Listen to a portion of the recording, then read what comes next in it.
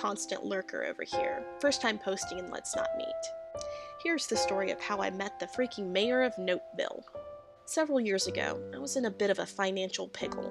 I was 21, with shitty job history, a shitty job, and shitty credit. You know, like most 21-year-olds. My living situation went sideways, and I had temporarily moved back home with my folks. As anyone who has ever had to move back home as an adult will tell you, this is a terrible, horrible situation, and I was in a rush to get back out on my own. Which is why when my best friend, similar position in life at that time, told me that an apartment had opened up in her shady-ass complex, I actually jumped on it. If you're from around here, then you'll know that every apartment complex in town is kind of a shadester. But for those of you not from here, this place is a shady non-town outside of another non-town with more liquor stores than any other establishment, and several apartment complexes with no credit check and same-day move-ins.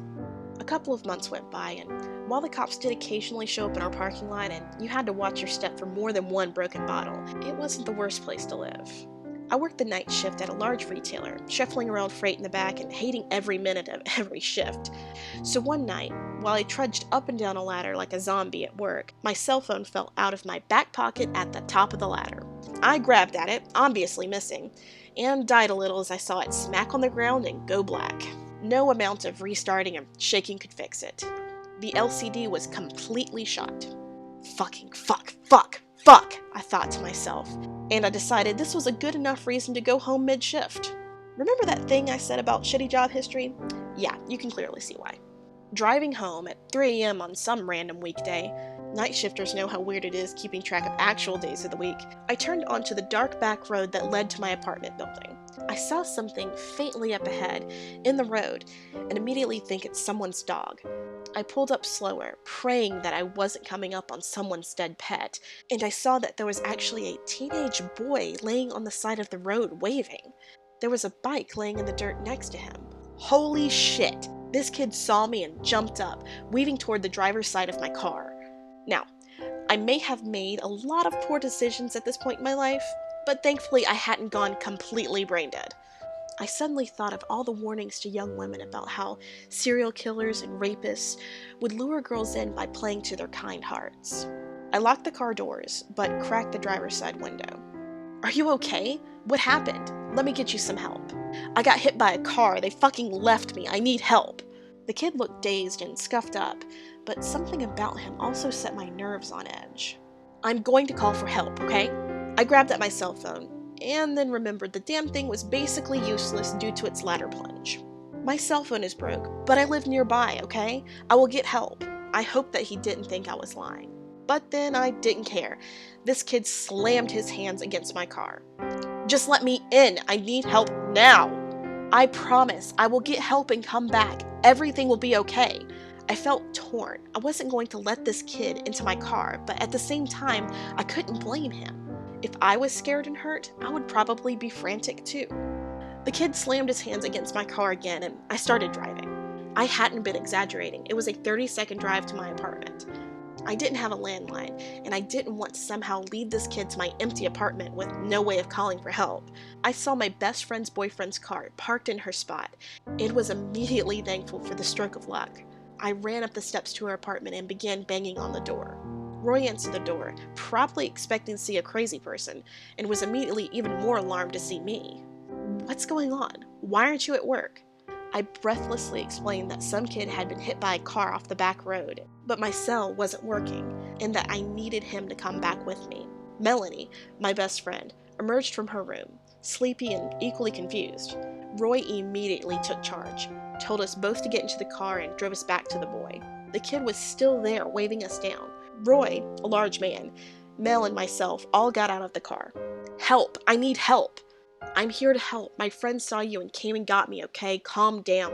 "I got jumped by this gang, man. They beat me up and stole my backpack and rode off," the kid said frantically.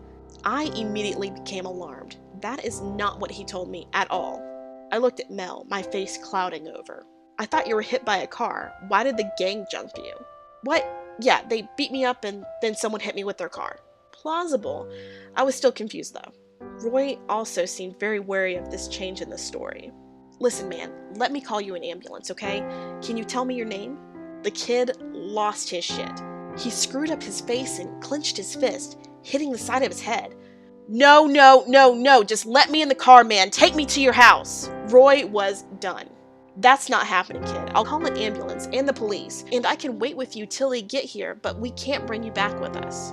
The kid slapped the side of his head some more, and then, in the most disturbing thing I've ever seen, grabbed fistfuls of his shaggy hair and began pulling it out of his scalp. That sound is still the most disgusting and alarming thing I have ever heard. Roy gave Mel and I the get the fuck out face, and we jumped back in the car. I'm calling the police, okay? I will tell him you've been hurt and you need an ambulance. Roy began dialing, and the kid began stomping around and screaming. Take me to your house, just let me in the car. Why won't you take me home? Fuck you, fuck you, fuck you! The kid stood in the street, blood trickling from where he had torn up his scalp. Roy got back in the driver's seat and spoke with the cops as the kid raged outside. Then he came to the window, staring so intently at us that I felt like my skin had shriveled up and fallen off. He began kicking the tires. Roy, clearly fucking over it, drove off, the kid grabbing frantically at the back of the car. Roy drove past our turn, around Peters Creek twice to avoid leading the kid to our apartment complex, and then back down our road. The kid was gone. The bike, the kid, just gone. I have no idea where he took off to. Clumps of his hair were still in the road. We never saw that kid again. We searched the papers and the internet to see if he'd been picked up or if any other strange things had taken place that night, but nothing else ever showed up. What confuses me still about it all is, why would he demand to come back with all three of us? One person could obviously be overtaken, but what the hell were his plans for all three of us?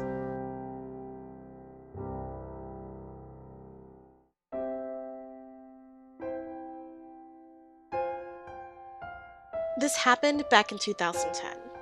I was working in a hotel in a suburban area. Nice place.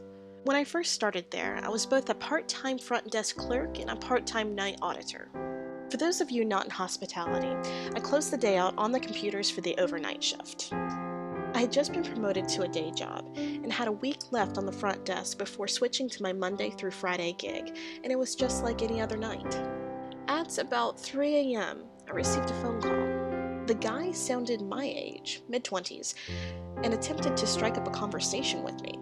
I have to give my name when answering the phone, so he gets my name, of course, and starts asking me personal questions.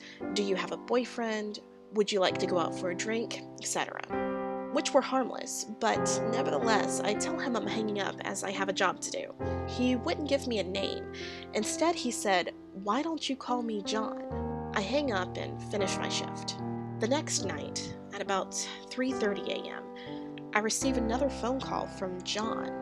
He started off with asking me out for a drink again, to which I declined and hung up the phone. He called back about 5 times that night, each time getting more lewd in his comments and just tried to keep me talking.